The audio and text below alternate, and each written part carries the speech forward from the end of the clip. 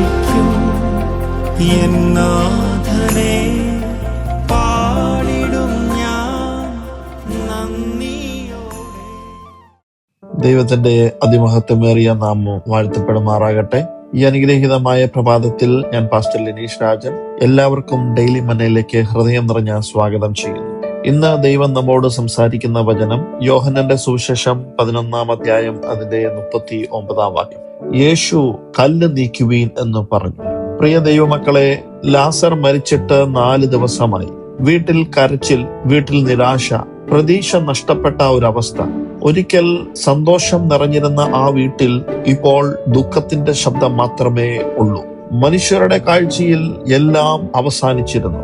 Martha പോലും പറഞ്ഞു, കർത്താവേ, ഇപ്പോൾ മാറ്റം വെച്ചിരിക്കുന്നു. അവൾ പറയുന്നത് മറ്റൊന്നുമല്ല, ഇനി വൈകിപ്പോയി, ഇനി മാറ്റമൊന്നും ഉണ്ടാകത്തില്ല, ഇനി പ്രത്യാശയില്ല.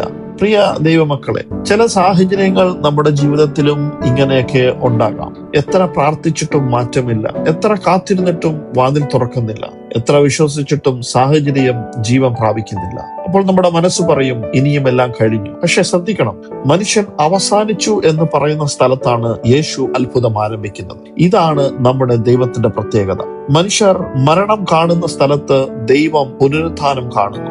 മനുഷ്യർ അവസാനം കാണുന്നിടത്ത് ദൈവം പുതിയ ആരംഭം കാണുന്നു. പ്രിയ ദൈവമക്കളെ, ഇപ്പോൾ നിങ്ങളുടെ ജീവിതത്തിലും എല്ലാം കഴിഞ്ഞു എന്ന് തോന്നുന്ന എന്തെങ്കിലും ഉണ്ടോ? ഒരുപക്ഷെ തകർന്ന ബന്ധങ്ങളായിരിക്കാം, അല്ലെങ്കിൽ മാറാത്ത രോഗമായിരിക്കാം, അല്ലെങ്കിൽ കടബാധ്യതയായിരിക്കാം, വർഷങ്ങളായ പ്രാർത്ഥനയായിരിക്കാം, വൈകിപ്പോയ വാഗ്ദത്തങ്ങളായിരിക്കാം, അല്ലെങ്കിൽ തകർന്നുപോയ ശുശ്രൂഷകളായിരിക്കാം, നഷ്ടപ്പെട്ടു പോയ അവസരങ്ങളായിരിക്കാം. മനുഷ്യർ നിങ്ങളോട് പറഞ്ഞേക്കാം, ഇനി ഒന്നും നടക്കത്തില്ല, വളരെ വൈകിപ്പോയി, ഇനി ദൈവത്തിന് പോലും ഒന്നും ചെയ്യാൻ കഴിയത്തില്ല എന്നൊക്കെ നിങ്ങളെ പഴിക്കുന്നുണ്ടായിരിക്കാം. പക്ഷേ ഇന്ന് ഈ പ്രഭാത സമയം കർത്താവ് നിങ്ങളോട് പറയുന്നത്, കല്ല് നീക്കുക. അതായത് ഭയത്തിന്റെ കല്ല് നീക്കുക, അവിശ്വാസത്തിന്റെ കല്ല് നീക്കുക, നിരാശയുടെ കല്ല് നീക്കുക, പഴയ മുറിവുകളുടെ കല്ല് നീക്കുക. കാരണം ദൈവം ഇപ്പോഴും പ്രവർത്തിച്ചു കൊണ്ടിരിക്കുകയാണ്.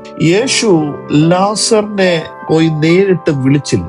ആദ്യം കല്ല് നീക്കുവീൻ എന്നാണ് പറഞ്ഞത്. അതായത് ചില അത്ഭുതങ്ങൾക്ക് മുമ്പ് ദൈവം നമ്മുടെ വിശ്വാസം പ്രവൃത്തിയിൽ കാണാൻ ആഗ്രഹിക്കുന്നു. നിങ്ങൾക്ക് കഴിയുന്നത് നിങ്ങൾ ചെയ്യുക, ദൈവത്തിന് മാത്രം കഴിയുന്നത് ദൈവം ചെയ്യുകയും ചെയ്യും. പ്രിയരെ, കല്ല് നീക്കിയപ്പോൾ മരണത്തിന്റെ ദുർഗന്ധമുണ്ടായിരുന്ന സ്ഥലത്ത് ജീവന്റെ ശബ്ദം മുഴങ്ങി.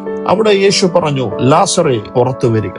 4 ദിവസം കല്ലറയിൽ കിടന്നവൻ പുറത്തു വന്നു. അതായത് സമയം കഴിഞ്ഞാലും ദൈവം വൈകിട്ടില്ല, മനുഷ്യർ മറന്നാലും ദൈവം മറന്നിട്ടില്ല, എല്ലാവരും കൈവിട്ടാലും യേശു ഇപ്പോഴും നിങ്ങളുടെ പേര് വിളിക്കുന്നു. ഇന്ന് പരിശുദ്ധാത്മാവ് ചിലരോട് പറയുന്നത്, നീ മരിച്ചുപോയി എന്ന് കരുതിയ സ്വപ്നങ്ങൾ വീണ്ടും ജീവിക്കാൻ പോവുകയാണ്. നീ വൈകിപ്പോയി എന്ന് കരുതിയ കാര്യങ്ങൾ യേശു പുനഃസ്ഥാപിക്കാൻ പോവുകയാണ്. നീ കരഞ്ഞ രാത്രികൾ അവസാനിക്കാൻ പോവുകയാണ്. നിന്റെ കല്ലറയെ ഞാൻ സാക്ഷ്യമാക്കും. നീ തോറ്റുവെന്ന് കരുതിയ സ്ഥലത്ത് ഞാൻ നിന്നെ ഉയർത്തും. പ്രിയ ദൈവമേ, ഇപ്പോൾ നിങ്ങളുടെ ജീവിതത്തിൽ ഒരു കല്ലറ പോലെയുള്ള സാഹചര്യം ഉണ്ടാകാം. പക്ഷേ ഓർക്കുക, യേശു അവിടെ എത്തിയാൽ മരണം പോലും പിന്നോട്ട് പോകും. കൈവിടരുത്, വിശ്വാസം നഷ്ടപ്പെടുത്തരുത്, പ്രാർത്ഥന നിർത്തരുത്. കാരണം ഞാൻ എന്നും പറയുന്നത് പോലെ തന്നെ നിങ്ങളുടെ മിറക്കൾ കല്ലറയിൽ നിന്ന് പുറത്തു വരാൻ പോകും.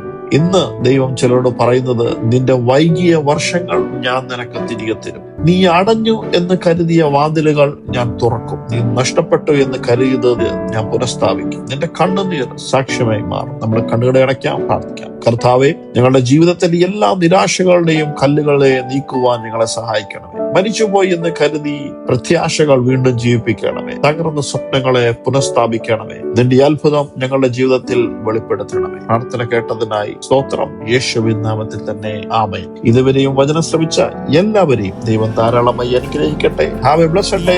God bless you. പാടിടും ഞാൻ നന്ദി